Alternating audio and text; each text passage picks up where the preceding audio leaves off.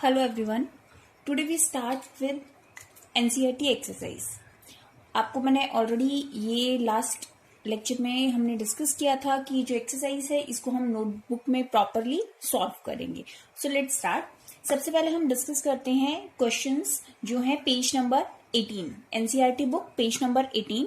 So question number 1 page number 18 पे जो हमारा ब्लू बॉक्स है इसमें हमारे पास सिर्फ एक सिंगल क्वेश्चन है. The question is you have been provided with 3 test tubes.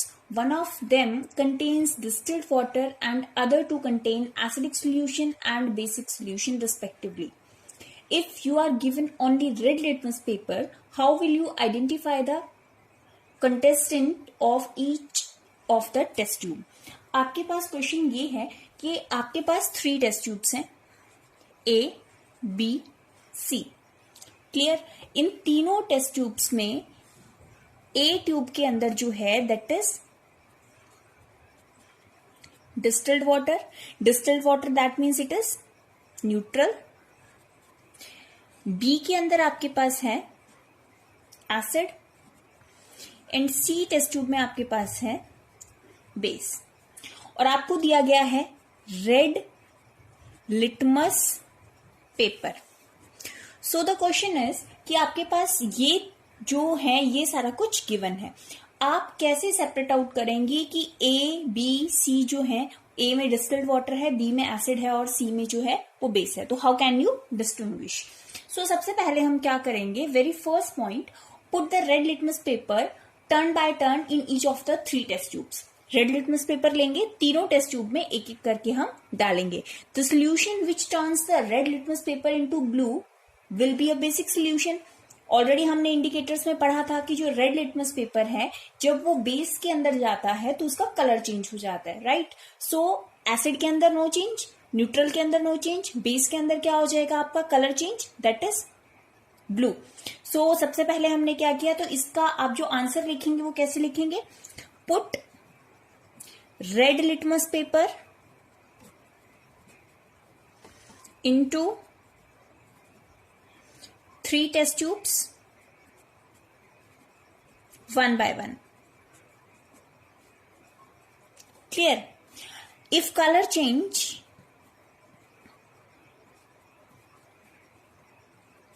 that means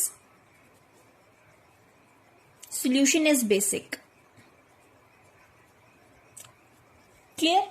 After that, अब हमारे पास एक solution already separate out हो चुका है, that is base.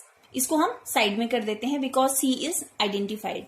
After that in second step, put the blue litmus paper in the remaining 2 test tubes. अब हमने जो litmus paper सबके अंदर डाला था, रेड लिटमस पेपर, यहां पे डालने के बाद वो ब्लू हो गया था.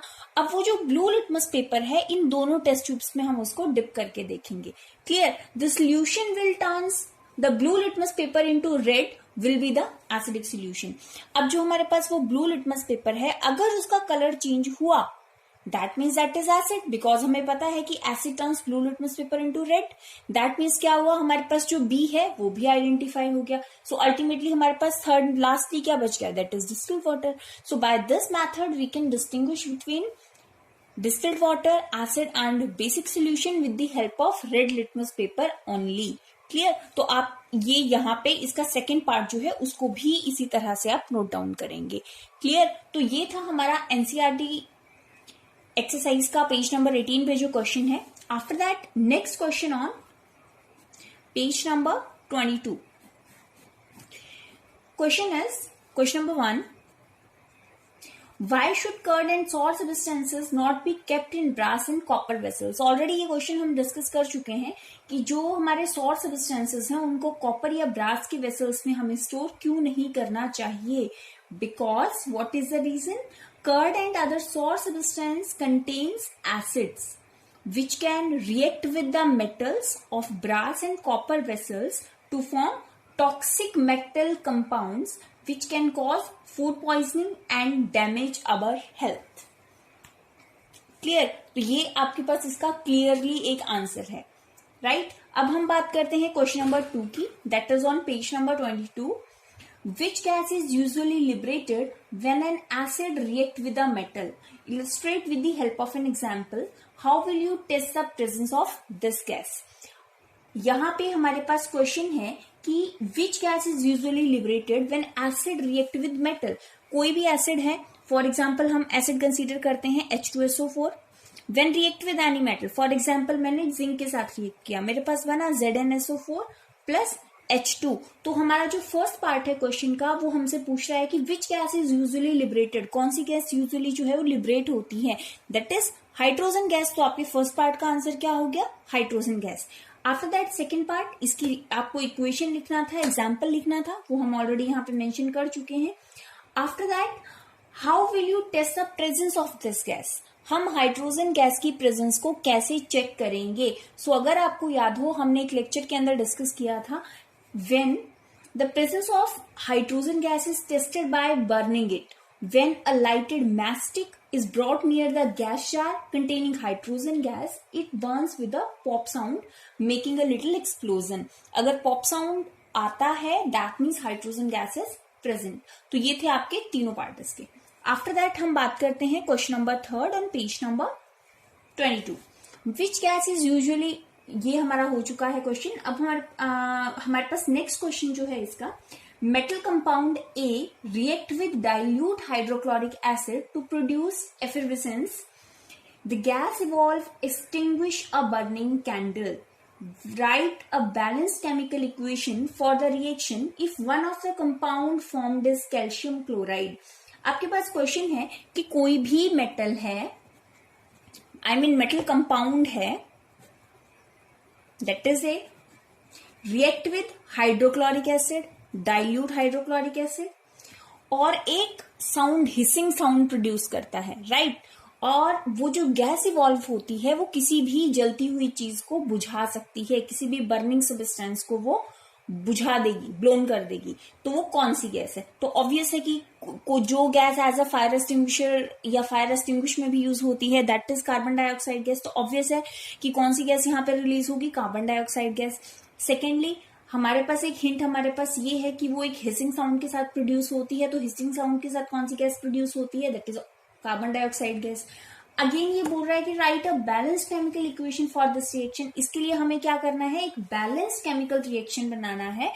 अगर हमारे पास जो प्रोडक्ट है उसमें से एक सब्सटेंस जो है वो कैल्शियम क्लोराइड है, that means this is calcium chloride, okay. After that carbon dioxide gas produce हो रही है, हमने ऑलरेडी आइडेंटिफाई किया। यहाँ पे हमारे पास एक जो गिवन सब्सटेंस है that is already known, hydrochloric acid.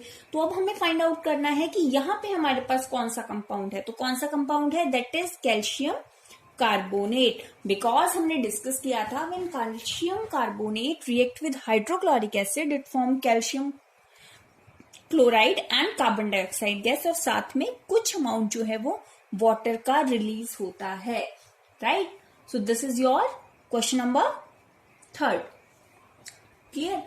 After that, next question is on page number 25, right? The question is, why do HCl, HNO3, etc. show acidic character in aqueous solution while solution of compound like C2H5OH and glucose do not show acidic character? अगर आपको याद हो, एक lecture के अंदर हमने discuss किया था कि हमारे पास जितने भी एसिड हैं वो एक्वस सॉल्यूशन के अंदर एसिडिक बिहेवियर शो करते हैं, बिकॉज उनके अंदर एक कॉमन चीज जो है वो प्रेजेंट होती है, that is hydrogen ion, right. और हमारे पास जितना भी है, लाइक ग्लूकोज है, अल्कोहल है, हाइड्रोजन आयन उनके अंदर भी प्रेजेंट है, बट वो एसिडिक नेचर जो है वो शो नहीं करते। तो इसका रीजन क्या है, what is the reason behind this. So अगर हम इस क्वेश्चन की बात करें, the acidic character of a substance is due to the presence of hydrogen ion in its aqueous solution, right. HCl and HNO3 show acidic properties because they produce hydrogen ions when dissolved in water. Hydrogen ion देंगे जब उनको water में dissolve करेंगे। The solution of compound like alcohol and glucose do not show acidic character because they do not ionize in water to produce hydrogen ion. जितने भी acid हैं water के अंदर जाते ही हाइड्रोजन आयन प्रोड्यूस करते हैं, बट अगर हम बात करते हैं अल्कोहल की या ग्लूकोज की, जब उनको आप वाटर के अंदर डिसॉल्व करते हो, आयोनाइज करते हो, they don't produce hydrogen ion, that's why वो एसिडिक बिहेवियर शो नहीं करते। क्लियर। इसके बाद हम बात करते हैं question number 2, page number 25। Why does an aqueous solution of an acid conduct electricity? Already ये क्वेश्चन हम डिस्कस कर चुके हैं कि जितने भी एसिड हैं वो सिर्फ एक्वस फॉर्म में ही इलेक्ट्रिसिटी कंडक्ट क्यों करते हैं, because the aqueous solution of an acid conduct electricity due to the presence of charged particles called ions in it. Clear. अगर हम HCl की बात करें, सिंपली उसके अंदर आयंस प्रेजेंट नहीं है, फ्री आयंस प्रेजेंट नहीं है, लेकिन अगर आप उसको वाटर के अंदर डिसॉल्व करोगे तो उसके पास फ्री आयंस आ जाएंगे। So these ions carry electric current. So due to the presence of hydrogen ion and chlorine ions, a water solution of hydrochloric acid conduct electricity. Clear. After that question number 4, while diluting an acid, why it is recommended that acid should be added to water, not water to the acid? ये question भी हम already discuss कर चुके हैं कि आपके पास जब भी हम किसी भी एसिड को डाइल्यूट करते हैं तो हमेशा ये क्यों बोला जाता है कि एसिड को वाटर के अंदर ऐड नहीं करना है, right? Why is it recommended that acid should be added to water?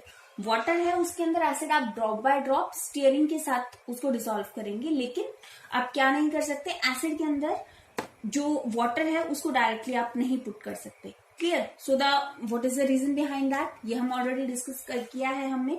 Because अगर हम एसिड के अंदर वाटर डिसॉल्व करेंगे तो ये एक तरह का एक्सोथर्मिक रिएक्शन हो जाएगा, राइट?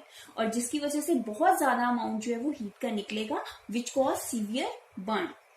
क्लियर। अब हम बात करते हैं next question, 5th question. How is the concentration of hydronium ion affected when solution of an acid is diluted? So what are hydronium ion?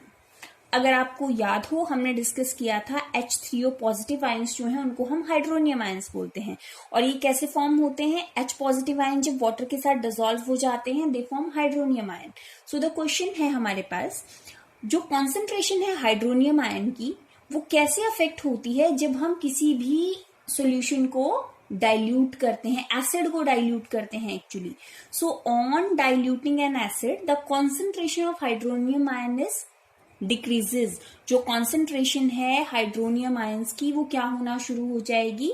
Decrease होना शुरू हो जाएगी, राइट? अब इसका रीजन है वो क्या है? इसके लिए reason, because if we dilute an acid, अगर हम किसी एसिड को डाइल्यूट करते हैं तो उसके अंदर जो हाइड्रोजन आयन कॉन्सेंट्रेशन है वो भी कम होता चला जाएगा। अगर हाइड्रोजन आयन कॉन्सेंट्रेशन कम हुआ, that means concentration of hydronium ions also decreases. So the answer is, when a solution of an acid is diluted, the concentration of hydronium ions is decreases, right? The next question is question number 6. How is the concentration of hydroxide ions affected when excess of base is dissolved in a solution of sodium hydroxide?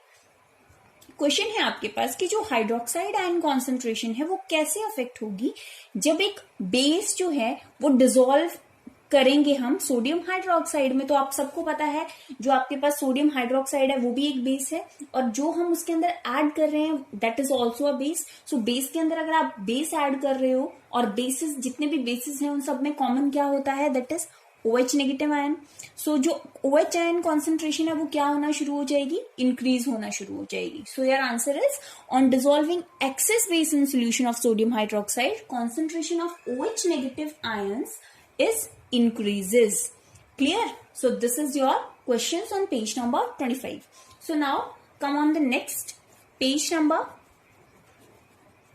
28. The first question is, you have two solutions A and B. The pH of solution A is 6 and pH of solution B is 8. एक solution का 6 है, दूसरे का 8 है. Which solution has more hydrogen ion concentration? And which of these is acidic and which one is basic? तो obvious बहुत clear है हमारे पास, 7 is neutral, 7 से कम जो होते हैं they are acidic, that means 6 वाला जो है that is acidic, this is your basic, right. अगर हम इसके बाद बात करें कि हाइड्रोजन आयन जो है उनकी कॉन्सेंट्रेशन की अगर हम बात करें तो ऑब्वियस है जितने भी एसिड्स हैं उनकी हाइड्रोजन आयन कॉन्सेंट्रेशन ज्यादा होती है और जितने भी बेस हैं उनकी हाइड्रोजन आयन कॉन्सेंट्रेशन क्या होती है, कम होती है। That means 6 has more hydrogen ion concentration than 8। Clear? So it is a question number 1 on page number 28, right? The pending questions will be discussed in next lecture. Thank you.